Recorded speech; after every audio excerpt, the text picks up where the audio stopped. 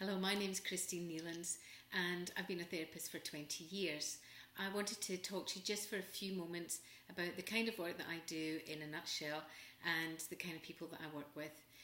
Over the years, I seem to have been attracting more and more people, very professional people, very successful people, often people who nobody else would think they were having to suffer with any kind of anxiety or any kind of issue, and yet they are masking feelings of burnout.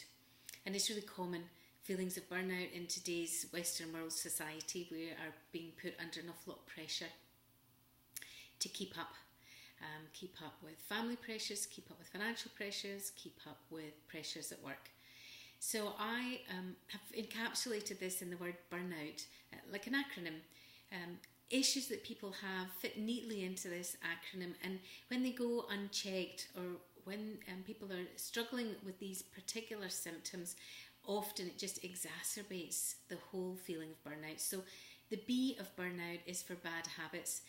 If we have a bad habit that's not being addressed, it could be just leaning a little bit too heavily on alcohol or sugar, a bad habit of being a couch potato, or a bad habit of going out too much.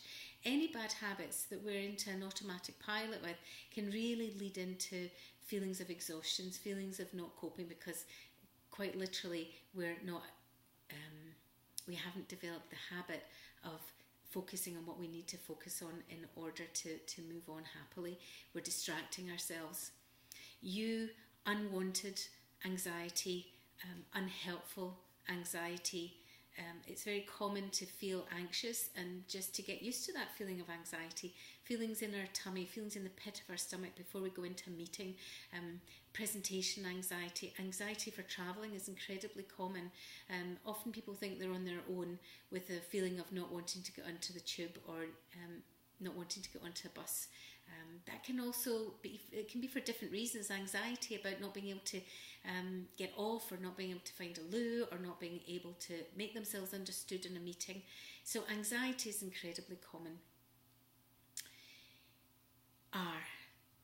Rage. Rage is kind of unacceptable in our society, and so we can often suppress our rage, or sometimes we overly express rage. We're too effusive with our rage, or we're too close to that button that gets pressed where we lose our temper too easily. So rage is very often, if it's expressed too much or if it's repressed, it can lead to burnout. This is a very, very classic symptom, not sleeping well. Not sleeping well is something that we tend to cope with. We get used to certain hours of sleep. We get into patterns with it. If we're not addressing our sleep, if we're not sleeping soundly and sleeping fully, or at the very least, if we're going through a life challenge, if we can't at least rest in the middle of the night when we're waking up, then we can very quickly feel close to burnout. Overwhelm.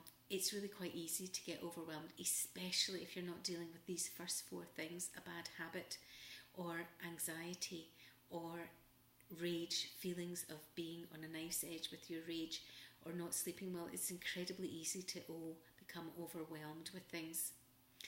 U is for underwhelm. Again, we can just become depressed if we aren't dealing with all of these things that I've already mentioned. And depression is something that can be at a grade that nobody quite notices. We just don't feel ourselves. And the last one, T, is for troubling symptoms. So perhaps there's a troubling symptom of bad headaches, or a digestive system, irritable bowel, or something that you've been to the doctor, you've had it checked out, there's no rational, logical reason for this, and yet you've got this troubling symptom. Or perhaps actually you're not going to the doctor and you're just turning a blind eye to it. One of the common things that people do when they're sailing too close to burnout is that they start pretending. They pretend like a veneer over the top of these things. They pretend that everything's absolutely fine because they're not really sure what to do about it. People come here to have a safe space so that they can pause. And pause is another way of looking at this. P, positive psychology. I promise you that underneath every single challenge, there's always an opportunity. A, accept what's happening to you in the meantime so that you can make an adjustment, an appropriate adjustment. You get some understanding around what's going on so that you can unhook from the pattern, break the pattern. S, set your sights towards a solution, because there are solutions, you're just not quite able to see them, and we tend to get what we focus on, and it's incredibly easy when we're in a tight spot or when we're feeling overwhelmed to focus on what's not going well. Set your sights on a positive solution, and I can help you to navigate towards that. And E, evolution. Human beings have survived because we evolve. It's normal to be off course sometimes, and it's normal to get back on track and evolve with a feeling of enthusiasm and excitement.